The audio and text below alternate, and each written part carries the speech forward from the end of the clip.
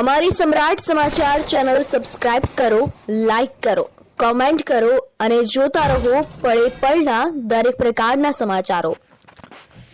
હવામાન વિભાગ દ્વારા ફરી એક વખત કમોસમી વરસાદની આગાહી કરવામાં આવેલ હોય, જેને લઈને તળાજા માર્કેટિંગ યાર્ડ દ્વારા ખેડૂતોને જરૂરી ચેતવણી આપવામાં આવી છે।